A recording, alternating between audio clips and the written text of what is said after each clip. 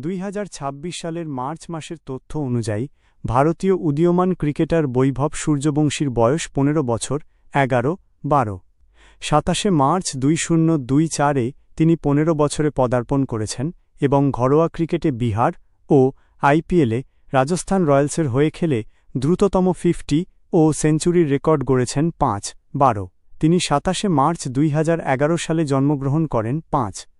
জন্ম তারিখ 27 মার্চ 2011 5। বর্তমান বয়স মার্চ 2026 15 বছর 12।